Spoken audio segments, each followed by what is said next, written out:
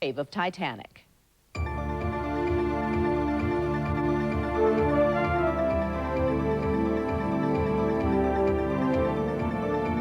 One of my goals in making the film was to essentially take the audience in a time machine and put them on the deck of the Titanic in such a way that you look around and you see the things happening.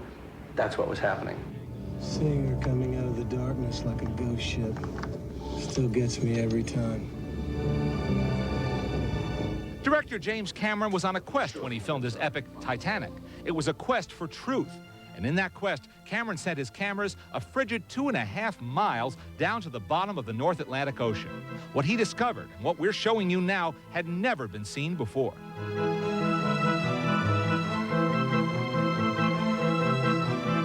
It was important to me, I think, to get that sense of truth about the whole film. And let's face it, I also wanted to go see the Titanic. I said, plus what a cool thing to go down and see the Titanic. Right, exactly. The RMS Titanic was the pride and joy of the White Star Line, the largest moving object ever built. But 4 days after it set sail, the unthinkable happened. It sank, carrying over 1,500 people to an icy death. There's a reason you haven't seen the inside of the wreckage. It rests in a place not meant for humans. But Cameron and his crew crammed into 2 tiny submersibles, risking their lives for a 15-hour descent into darkness. The pressure is about 6,500 pounds per square inch, where one little pinhole leak in the submarine would fill it with water instantly and kill you in about 2 microseconds. The expedition took a total of 12 of these harrowing dives. What Cameron found on the ocean bottom was startling and destined to become part of the movie. This would be the first thing that a passenger would see entering the ship. And the first thing that we saw when we came in with the ROV was two perfectly preserved wooden posts, which was the discovery up to that moment. We went, wow, it's still there. Is that what I think it is? That's the bow of the ship.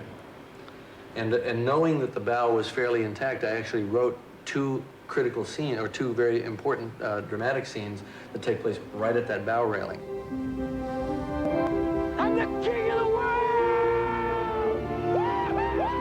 This is the other sub now coming in for a landing on the boat deck of Titanic.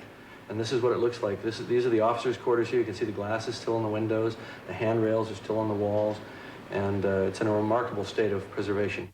Although the outside of this sunken liner had been filmed before, Cameron wanted to take his camera inside the uncharted interior of the Titanic. To accomplish his photographic feat, a remotely operated vehicle called an ROV was designed. With its camera, lights, and 110-foot cable, this little guy went inside the ship and took video that has never been seen on television before until right now. This would have been the door that one would have entered coming on board the ship. You know, Molly Brown, John Jacob Astor, they walked through this door. There's a little borer right here. That's a chandelier that's hanging down, and we didn't notice it when we were shooting the video until we got a little closer, and you can see it tucked back in there hanging. Mm-hmm. Oh gosh, there it is. A gold chandelier with a cut crystal beaded. It's a little bit of light reflection, a little dot of light reflection. Exactly. And then this is what it would have looked like in 1912. I'll try to get that bar out of there. And then here's a shot of it. Oh my God. As it sits there right now, today at the bottom. 75 years later. Yeah.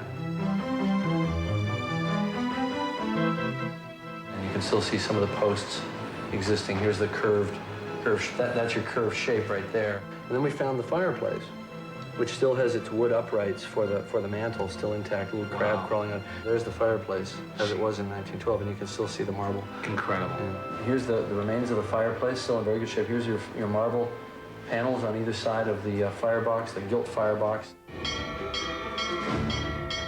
Iceberg, what ahead!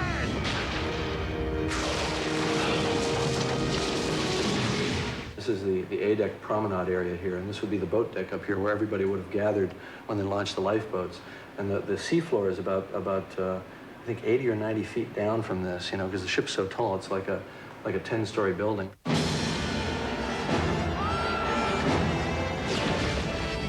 There was this sudden kind of like emotional wave of actually being there, you know, and it's as excited as we were, there was suddenly kind of a somberness to it, you know. because it's like this big iron tomb down there.